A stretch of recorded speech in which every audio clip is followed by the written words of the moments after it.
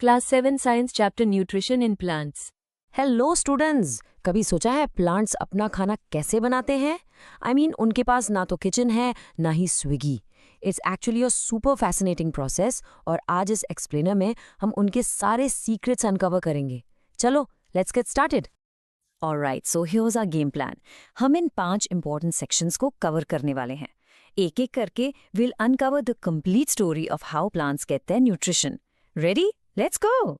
Okay, so सबसे पहले let's start with the absolute basics. एक सिंपल सा सवाल, हम सबको यानी सारे लिविंग थिंग्स को खाने की जरूरत ही क्यों है?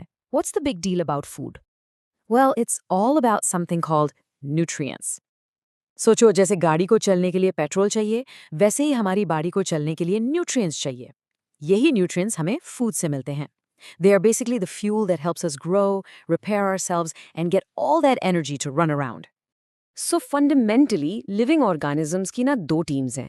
टीम 1 ऑटोट्रॉफ्स, ये हैं मास्टर शेफ्स, ये अपना खाना खुद बनाते हैं। और फिर आती है टीम 2 हेट्रोट्रॉफ्स, ये हम जैसे लोग हैं जो दूसरों के बनाए हुए खाने पर डिपेंड करते हैं। प्लांट्स हैं ऑटोट्रॉफ्स और हम और बाकी animals heterotrophs.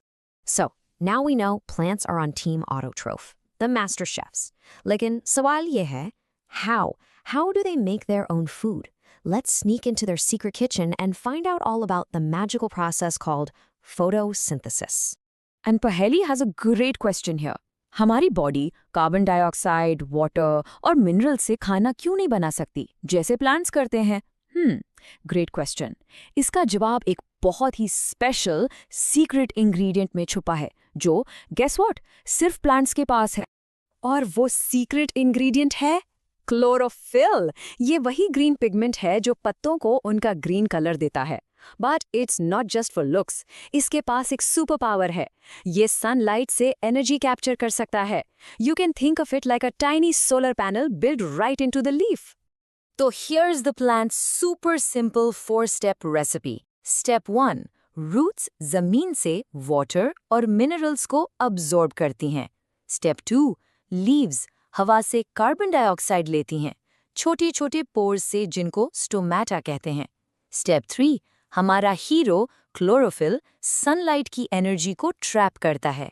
And finally step 4, leaf इस एनर्जी को यूज करके वाटर और CO2 को फूड में बदल देती है। That's it. It's like a perfectly coordinated cooking show. And here's a look at the whole thing as a simple equation. On one side, you have the ingredients, or inputs, carbon dioxide and water. For process में use होता है sunlight or chlorophyll. और final product क्या है? The outputs. You get carbohydrate, जो plants का food है, or oxygen, वही oxygen जिसे हम सांस लेते हैं। How amazing is that? सोचो इसके बारे में। इसका मतलब है कि अल्टीमेटली हम सब लिविंग ऑर्गेनिजम्स की एनर्जी का सोर्स सूरज है।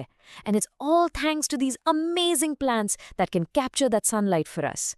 Pretty cool, right? तो अब तक हमने देखा कि ज्यादातर प्लांट्स तो अमेजिंग शेफ्स हैं, लेकिन क्या आपको पता है कि सारे प्लांट्स सेम रेसिपी फॉलो नहीं करते? कुछ प्लांट्स की diet, well, let's just say it's pretty strange. चलो let's explore some of these fascinating exceptions. So first up, parasitic nutrition. इसे ऐसे समझो, इमेजिन कोई गेस्ट आपके घर आए और आपका ही सारा खाना खा जाए बिना कुछ किए। That's exactly what a parasite does. वो होस्ट प्लांट पर रहता है और उसके सारे वैल्यूएबल न्यूट्रिएंट्स चुरा लेता है, often harming the host in the process. एक क्लासिक एग्जाम्पल है कसकटा, जिसे हम अमर बेल भी कहते हैं।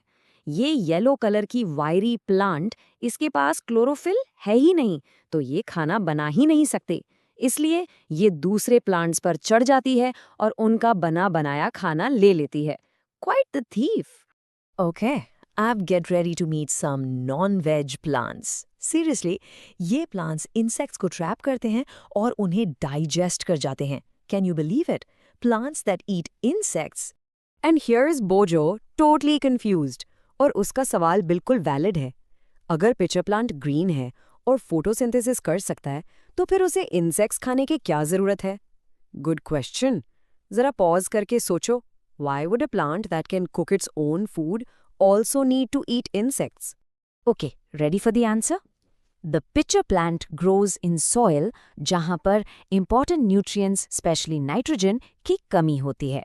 सो फोटोसिंथेसिस से वो अपना दाल चावल तो बना लेता है, बट उसको अपनी नाइट्रोजन की ज़रूरत पूरी करने के लिए एक विटामिन टैबलेट चाहिए, और वो विटामिन टैबलेट है इंसेक्ट्स, इसलिए ये एक पार्शियल हेटेरोट्रोफ है। Wow, so we've seen parasites and even insect eaters. Nature has some really cool survival strategies, right?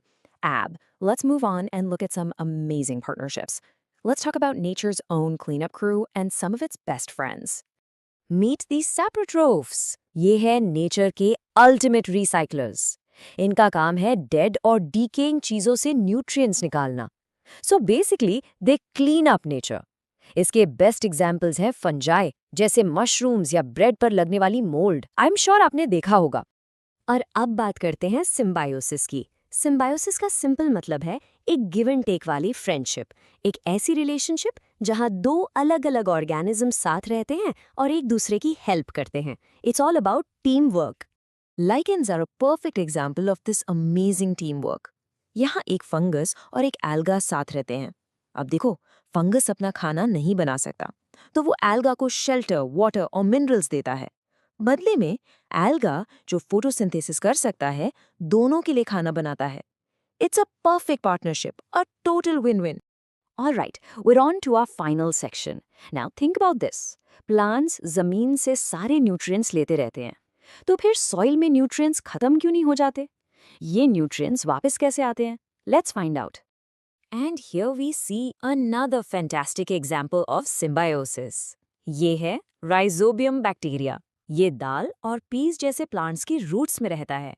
इसका सुपर पावर, ये हवा की नाइट्रोजन को ऐसी फॉर्म में कन्वर्ट कर सकता है जिसे प्लांट यूज कर सके, और बदले में प्लांट इसे फूड और शेल्टर देता है। इसलिए राइजोबियम को फार्मर्स का बेस्ट फ्रेंड भी कहते हैं, क्योंकि ये सॉइल को नेचुरली फर्टाइल बनाता है। Okay, so let's quickly recap what we've learned today. हमने देखा कि ऑटोट्रॉप्स यानी प्लांट्स फोटोसिंथेसिस से अपना खाना खुद बनाते हैं। हेटेरोट्रॉप्स दूसरों पर डिपेंड करते हैं। फिर हमने कुछ स्ट्रेंज प्लांट्स देखे, जैसे पैरासिटिक स्कूटा और insect eating pitcher plant. We also learned about saprotrophs, nature's recyclers and amazing symbiotic partnerships like lichens and rhizobium. Phew, that was a lot. So I leave you with one final thought to ponder. Since we know that plants are the ultimate source of food for almost everyone on this planet, how can we make sure our actions help them and not harm them? सोचेगा जरूर। I hope you enjoyed this explainer. Practice करते रहो and science will definitely become easy for you.